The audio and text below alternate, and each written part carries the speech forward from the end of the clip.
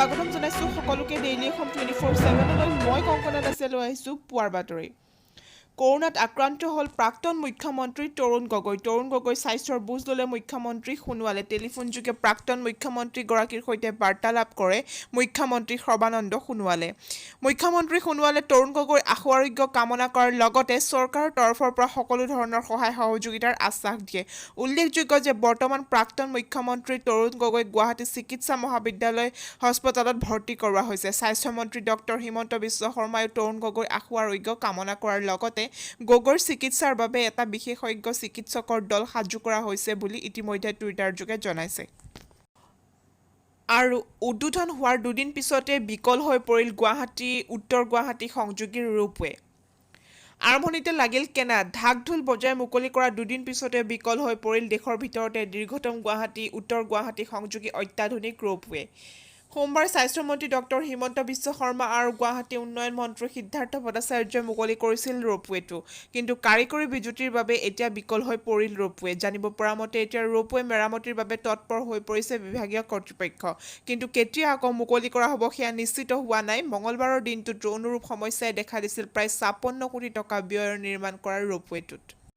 আনহাতে তিনিচুকীয়া অসামৰিক চিকিৎসালয়ত 20 বিচনাযুক্ত ICU মুকলি অৱশেষত তিনিচুকীয়া জিলাৰ বহুদিনীয়া এক সমস্যা আৰু প্ৰয়োজনীয় ICUৰ প্ৰয়োজনীয়তা পূৰণ কৰিলে স্বাস্থ্য বিভাগে আজি অনাৰম্ভৰ এক কাৰ্যসূচীৰে তিনিচুকীয়াৰ অসামৰিক চিকিৎসালয়ত 20খন ICU বিশেষ বিচনা মুকলি কৰিলে ভাৰত চৰকাৰৰ কেন্দ্ৰীয় মন্ত্ৰী ৰামেশ্বৰ তেলীয়ে তিনিচুকীয়াৰ নিচনা ঠাইত ICUৰ ব্যৱস্থা নথকাৰ ফলত ৰোগীসকল ঢাপলি মেলিবলগীয়া হৈছিল ডিব্ৰুগড়লৈ কৰোনা ৰোগীৰ এই সময়ত ICUৰ এনে ব্যৱস্থা জৰুৰী পৰিছিল এনে সময়তে স্বাস্থ্য বিভাগে তিনিচুকীয়াত 20খন ICU বিচনা স্থাপন কৰাত এক সকাহ আহিছে জিলাখনলৈ লগতে JEE নীট পৰীক্ষাৰ নিৰ্দেশনা জাৰি নেশ্যনেল টেষ্ট এজেন্সিৰ ছেপ্টেম্বৰত অনুষ্ঠিত হ'বলগীয়া JEE নীট প্ৰৱেশ পৰীক্ষাৰ বাবে শিক্ষাৰ্থী আৰু শিক্ষকক লৈ নিৰ্দেশনা জাৰি কৰিছে নেশ্যনেল টেষ্টিং এজেন্সিয়ে কোভিড-19ৰ সংকটৰ সময়ছোৱাত অনুষ্ঠিত এই পৰীক্ষাৰ সময়ত সকলোৱে কোভিড-19 প্ৰট'কল মানি ল'ব লাগিব নিৰ্দেশনা অনুযায়ী প্ৰতিটো কেন্দ্ৰত ফেচ মাস্ক উপলব্ধ শিক্ষাৰ্থী আৰু পৰিদৰ্শকে সামাজিক দূৰত্ব মানি চলিব লাগিব পৰীক্ষা কেন্দ্ৰত প্ৰৱেশদ্বাৰত শিক্ষাৰ্থী আৰু পৰিদৰ্শকে থাৰ্মেল স্ক্ৰিনিং কৰিব লাগিব আনপিনে কোভিড-19ৰ সংক্ৰমণৰ প্ৰতি লক্ষ্য ৰাখি এই মহামাৰীৰ লক্ষণ দেখিলে যিকোনো শিক্ষাৰ্থীক পৃথক কৰি ৰাখিবলৈ আইচোলেশ্যন কক্ষ স্থাপন কৰিব লাগিব থাৰ্মেল স্ক্ৰিনিংৰ সময়ত যি শিক্ষাৰ্থীৰ দেহৰ তাপমাত্ৰা বৃদ্ধি পোৱাৰ সন্দেহ কৰা হয় তেনে শিক্ষাৰ্থীক আইচোলেশ্যন কক্ষত ৰাখি পৰীক্ষাত অৱতীৰ্ণ হোৱাৰ সুযোগ দিয়া হ'ব কোভিড-19ত আক্ৰান্ত নহয় বুলি শিক্ষাৰ্থীয়ে নিজাকৈ ঘোষণা কৰা পত্ৰ কৰ্তৃপক্ষক জমা দিব লাগিব তদুপৰি কোনো কোভিড-19 ৰোগীৰ সৈতে সংস্পৰ্শলৈ যে অহা নাই সেই সন্দৰ্ভতো ঘোষণা পত্ৰ দিব লাগিব এনে ক্ষেত্ৰত শিক্ষাৰ্থীক এখন পত্ৰ দিয়া হ'ব আৰু পত্ৰখন পৰীক্ষা কেন্দ্ৰৰ পৰিদৰ্শকৰ সন্মুখত পূৰণ কৰিব লাগিব যি শিক্ষাৰ্থীয়ে কোভিড-19 প্ৰট'কল কিংবা নিৰ্দেশন উলংঘন কৰে তেনে শিক্ষাৰ্থীক পৰীক্ষা গৃহত প্ৰৱেশ কৰিবলৈ অনুমতি দিয়া নহ'ব প্ৰতিগৰাকী শিক্ষাৰ্থীয়ে পৰীক্ষা গৃহত 6 ফুট দূৰত্ব বজাই ৰাখি আসন গ্ৰহণ কৰিব লাগিব শিক্ষাৰ্থীৰ পুৰণি মাস্ক আঁতৰাব লাগিব আৰু পৰীক্ষা গৃহত যোগান ধৰা নতুন মাস্ক পৰিধান কৰিব লাগিব পৰীক্ষা সমাপ্ত হোৱাৰ পিছত এজনকৈ শিক্ষাৰ্থীসকলক বাহিৰলৈ যাবলৈ অনুমতি দিয়া হ'ব উল্লেখযোগ্য যে পৰীক্ষা গৃহৰ প্ৰৱেশদ্বাৰত ভিৰ নকৰিবলৈ শিক্ষাৰ্থীসকলক বিশেষভাৱে সজাগ হ'বলৈ নিৰ্দেশনাটোত উল্লেখ কৰা হৈছে এতিয়া লৈছো খন্তেক বাণিজ্যিক বিৰতিৰ পিছত আছে আৰু খবৰ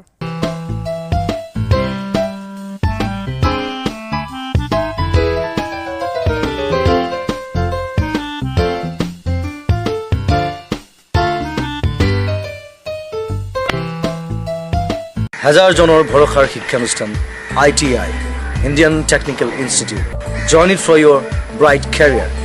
আনহাতে অগপৰ কাৰ্যনিৰ্বাহকলৈ নামাতিলে প্ৰফুল্ল কুমাৰ মহন্ত বৃন্দাবন গোস্বামী আৰু প্ৰবীন্দ ডেকাক অসম গণ পৰিষদৰ আমবাৰীস্থিত মুখ্য কাৰ্যালয়ত একাদশ কেন্দ্ৰীয় সাধাৰণ অধিৱেশন অনুষ্ঠিত হ'ব বৃহস্পতিবাৰে পুৱা 9 বজাৰ পৰা আৰম্ভ হ'বলগীয়া অধিৱেশন পূৰ্বে আমবাৰীতে বুধবাৰে সন্ধিয়া 6 বজাৰ পৰা অনুষ্ঠিত হৈছিল আঞ্চলিক দলটোৰ গুৰুত্বপূৰ্ণ কাৰ্যনিৰ্বাহক সভা কিন্তু সভালৈ নামাতিলে দলটোৰ প্ৰতিষ্ঠাপক সভাপতি তথা প্ৰাক্তন মুখ্যমন্ত্ৰী প্ৰফুল্ল কুমাৰ মহন্ত প্ৰাক্তন সভাপতি তথা বিধায়ক বৃন্দাবন গোস্বামী আৰু পাটাচাৰকুছি সমষ্টিৰ বিধায়ক প্ৰাক্তন মন্ত্ৰী প্ৰবীন্দ্ৰনাথ ডেকাৰ উপৰিও দলটোৰ আন বহু নেতা। ইফালে কৰোনা পজিটিভ হোৱাৰ বাবে সভাত উপস্থিত নাছিল বিধায়কদ্বয় ৰমেন্দ্ৰ নাৰায়ণ কলিতা আৰু ভৱেন্দ্ৰনাথ ভৰালী। শেহতীয়াকৈ পোৱা খবৰ অনুযায়ী অগপৰ একাদশ কেন্দ্ৰীয় সাধাৰণ অধিৱেশনত স্থগিতাদেশ জাৰি কৰিছে ছেছন আদালতে। অগপৰ পূৰ্বৰ কেন্দ্ৰীয় কাৰ্যনিৰ্বাহক সদস্য গিৰীন তালুকদাৰ, জিতেন ডেকা, হোমেন লহকৰে আবেদন জনাইছিল। এতিয়া আহিছোঁ 24 ঘণ্টাৰ কৰোনাৰ সবিশেষ খবৰলৈ। ৰাজ্যত কৰোনাৰ সংক্ৰমণ এতিয়া অব্যাহত আছে। যোৱা 24 ঘণ্টাত ৰাজ্যত 2179 জন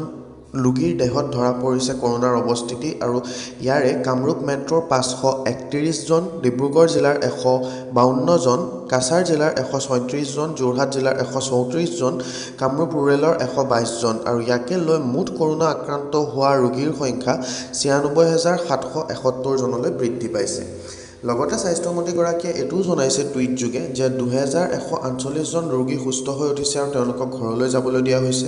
ইয়াকে লৈ মুঠ সুস্থ হৈ উঠা ৰোগীৰ সংখ্যা 76,962 জনলৈ বৃদ্ধি পাইছে